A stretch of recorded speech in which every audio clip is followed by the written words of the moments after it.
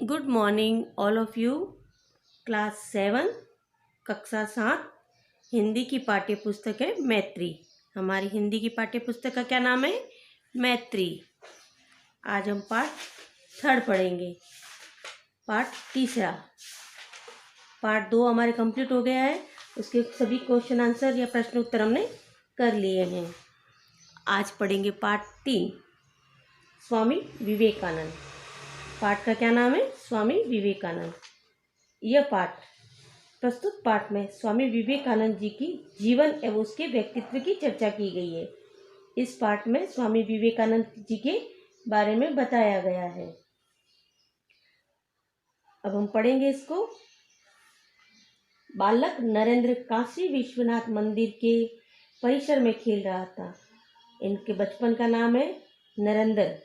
काशी विश्वनाथ मंदिर में खेल रहे थे। नरेंद्र नाम है इनका। क्या नाम है? नरेंद्र। ये कहाँ खेल रहे थे? काशी विश्वनाथ मंदिर के परिसर में, मतलब मैदान में खेल रहे थे। मंदिर के पास जो मैदान बना हुआ है उसमें खेल रहे थे। तभी वहाँ कुछ बंदर आए। तभी वहाँ कौन आए? बंदर। बंदर के पास कुछ चने थे। बंदर के पास क्या थे? चने। उसने एक बंदर के बच्चे को चने दिखाकर अपने पास बुला लिया। यानी एक बंदर के बच्चे को उन्होंने चने दिखाकर अपने पास बुला लिया। जैसे ही बंदर के बच्चे ने चने खाने शुरू किए, बालक नरेंद्र ने उसे पकड़ना चाहा। पकड़ने के लिए बोल कर रहे हैं ये। बंदर का बच्चा ची ची कर चिल्लाने लगा। कैसे चिल्लाने लगा? ची ची कर। उसकी आवाज बंदरों के सरदार ने सुनी। उसकी आवाज किसने सुनी? बंदरों के सरदार ने। और वह उसकी रक्षा के लिए दौड़ पड़ा। बंदरों का सरदार उसकी बच्चे की रक्षा करने के लिए दौड़ पड़े। सरदार लंबा चौड़ा और भयानक था। सरदार की कैसा था? लंबा चौड़ा और भयानक था। उसे देखकर नरेंद्र भागने लगा। उसे देखकर कौन भागने लगा? नरेंद्र, यानी स्वामी विवेकानंद। आगे आगे नरेंद्र भाग रहा था, पीछे पीछे बंदरों का सरदार। नरेंद्र मंदिर के अंदर जा छिपा, परंतु बंदरों का सरदार वहां भी पहुंच गया। आखिर नरेंद्र किसी तरह भागता भागता गंगा नदी के किनारे पहुंचा और पानी में कूद गया। नरेंद्र जी कहाँ पहुंचे? भागते भागते नदी के किनारे, और नदी के पानी में कूद गए। वह काफी देर तक पानी में तैरता रहा। जब नरेंद्र को लगा कि अब तो बंदरों का सरदार चला गया होगा, तो वह किनारे पर आ गया। तो वह कहाँ आ गया? किनारे पर। लेकिन पलक झपकते ही सरदार दांत किटकिटाते हुए नरेंद्र के सामने आ खड़ा हुआ। यानी उनको लगा कि वो बंदर का सरदार चला गया होगा, लेकिन वह भी छुप के बैठा था इनको डराने के लिए। उसी क्षण नरेंद्र ने सोचा, जो डर गया सो मर गया। ये तो कहावत आपने भी सुनी होगी, जो डर गया वो मर गया। उसने पास एक डंडा उठा लिया और बंदरों का सरदार यह देखकर डर कर भाग गया। अगर वो ऐसा नहीं करते तो बंदर इसके पीछे पड़ जाता। तो इन्होंने एक अपनी दिमाग से युक्ति सूझी, एक उपाय कि भाई अब कैसे भी करके अपनी तो जान बचानी है। तो उनको एक लकड़ी का डंडा दिखा, तो उन्होंने हाथ में पकड़ा और बंदरों के सरदार को डराने लगे। और बंदरों के सरदार वहां से भाग गया। इसी साहसी बालक नरेंद्र ने आगे चलकर स्वामी विवेकानंद के नाम से संपूर्ण विश्व में प्रसिद्धि पाई। इस नाम से, स्वामी विवेकानंद नाम से, उन्होंने सारे संसार को ज्ञान के प्रकाश में आलोकित किया। उन्होंने सारे संसार को किस ज्ञान में? संसार को ज्ञान के प्रकाश में आलोकित किया। स्वामी विवेकानंद का जन्म 1863 ईस्वी में कलकत्ता, अब कोलकाता में हुआ था। मतलब पहले कलकत्ता बोलते थे, अब कोलकाता बोलते हैं। इसलिए स्वामी विवेकानंद का जन्म कहाँ हुआ? 1863 ईस्वी में कलकत्ता में हुआ था। बचपन से ही वे बहुत होनहार थे। बचपन से ही वे कैसे थे? बहुत होनहार। उन पर यह कहावत चरितार्थ होती है, ये होनहार बीरवान के होत चिकते पाठ। उन्होंने अंग्रेजी स्कूल में शिक्षा पाई।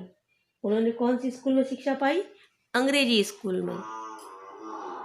और सन 1884 ईस्वी में बीए की डिग्री प्राप्त की। 1884 में उन्होंने बीए की डिग्री प्राप्त की। उनके अंदर आध्यात्मिक भूख बहुत तीव्र थी। अतः अतः वे ब्रह्म समाज के अनुयायी बन गए। कौन से समाज के अनुयायी बने? ब्रह्म समाज के। और इन्होंने आगे चलकर रामकृष्ण परमहंस मिशन की भी स्थापना की थी। उनका कंठ बहुत मधुर था। अतः कीर्तन समाज में उनका बहुत सम्मान था। पर ब्रह्म समाज इनकी जिज्ञासा को शांत न कर सका। वे सत्य की खोज में इधर उधर भटकने लगे। उन दिनों स्वामी रामकृष्ण परमहंस के प्रति लोगों में अपार श्रद्धा थी। किसके प्रति? रामकृष्ण परमहंस।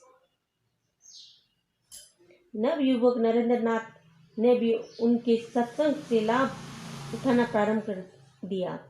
उन्होंने स्वामी रामकृष्ण परमहंस को अपना गुरु मनाया। इनके गुरु कौन थे? रामकृष्ण परमहंस। किसके गुरु थे ये रामकृष्ण परमहंस? नरेंद्र, जिनका बाद में नाम क्या पड़ा? स्वामी विवेकानंद। उनके बचपन का नाम नरेंद्र, इनके गुरु का नाम रामकृष्ण परमहंस। परमहंस जी की वाणी में अद्भुत आकर्षण शक्ति थी, जिसने नरेंद्र नाथ को वशीभूत कर लिया। नरेंद्र नाथ उनके भक्त बन गए। नरेंद्र की माता की इच्छा थी कि उसका पुत्र वकील बने। हर माँ बाप की इच्छा होती है कि उनका बेटा कुछ न कुछ अच्छा अफसर या डॉक्टर, इंजीनियर, वकील बने। लेकिन ये विपरीत निकले। इनका उसमें मन नहीं था उसका विवाह किसी अच्छे घर में हो। जब नरेंद्र नाथ ने स्वामी रामकृष्ण परमहंस के प्रभाव से आकर संन्यास लेने का निश्चय किया। अब देखो, वैवाहिक जीवन से भी कोई मतलब नहीं है, वो शादी भी नहीं करना चाहते थे और एक संन्यास लेने का निर्णय लिया, तो माँ को बहुत दुख पहुंचा। उनकी माता परमहंस जी की सेवा में उपस्थित हुई और उनसे प्रार्थना की कि मेरे बेटे को वैराग्य से रोकिए, यानी संन्यास लेने से रोकना होगा, रुके उन्हें। पर जिस व्यक्ति के ने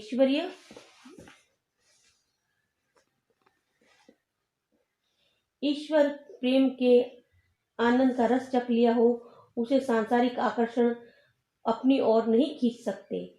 नरेंद्र नाथ की वैराग्य वृत्ति दिन प्रतिदिन बढ़ती ही गई। वे आध्यात्मिक ज्ञान की प्राप्ति के लिए हिमालय की ओर चले गए। वहां कई वर्षों तक तपस्या और साधना में लगे रहे। ईश्वर की खोज में उन्होंने अनेक प्रकार के कष्ट झेले। ईश्वर की खोज में उन्होंने क्या झेले? अनेक प्रकार के कष्ट। कई बार उन्हें कई दिनों तक खाना भी नहीं मिलता और कई बार ऐसे स्थानों पर नंगे बदन सोना पड़ा जहाँ भयंकर सर्दी का अनुमान थर्मामीटर से भी नहीं लग सकता था, यानी वहाँ पर पारा शून्य से नीचे था। संन्यास के दौरान उनका सामना यदा कदा शेर, बाघ, जंगली जानवरों के साथ भी हुआ। बस यहाँ तक ही पढ़ेंगे हम।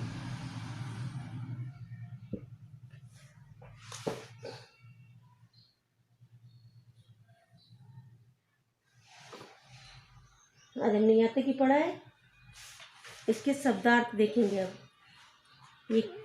ये चैप्टर किन के बारे में है? स्वामी विवेकानंद के बारे में है, जिन्होंने अपना जीवन आध्यात्मिक जीवन जिया और अपना घर बार सब छोड़ के हिमालय में भगवान की आराधना करने लगे। और इनके गुरु का क्या नाम था? रामकृष्ण परमहंस। और इनका बचपन का नाम नरेंद्र। ओके, अब ये करेंगे शब्दार्थ। परिसर यानी आंगन, विश्व यानी संसार, चरितार्थ यानी लागू होना, जिज्ञासा यानी जानने की इच्छा, वशीभूत यानी वश में कर लेना, उत्सुकता यानी जानने की इच्छा, पांडित्यपूर्ण यानी विद्वता भरा, धारा प्रवाह यानी निरंतर, आलोकित यानी प्रकाशित। ये शब्दार्थ करना है आपको आज की डेट डाल के।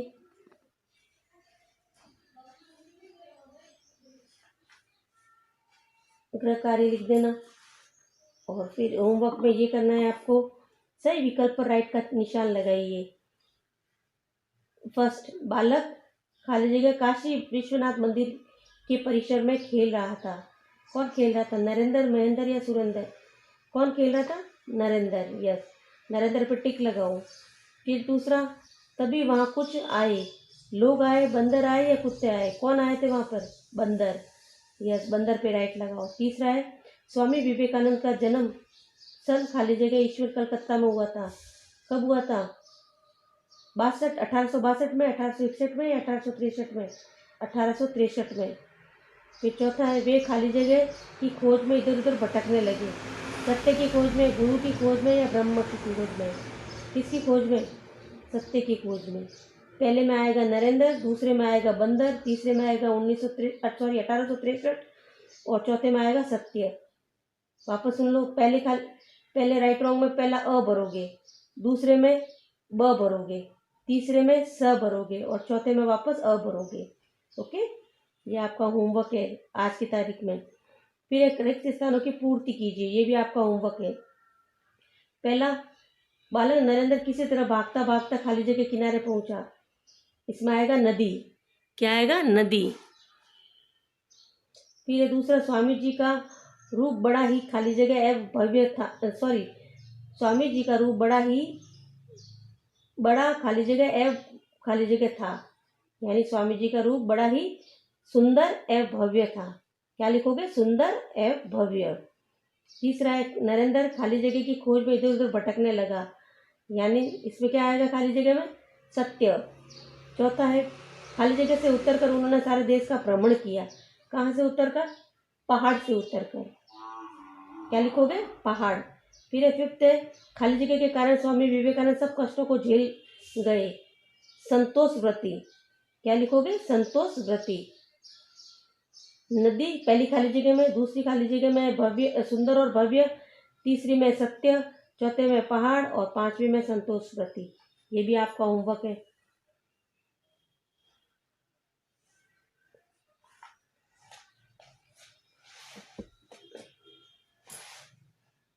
क अभ्यास में क और ख करना है, बस 2।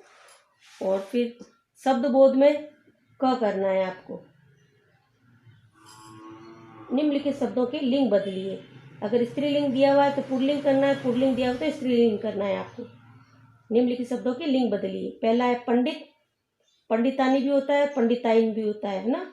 आप दोनों में से कुछ भी लिख सकते हो या दोनों लिख लेना। दूसरा है स्वामी, स्वामिनी होता है। तीसरा है विद्वान, विदुषी। चौथा है शिष्य, शिष्या। पांचवा है कवि, कवियत्री। छठा है भक्त, भक्तिन। ओके, पंडिताइन, स्वामिनी, विदुषी, शिष्या, कवियत्री, भक्तिन। एक ये होमवर्क आपका। एक है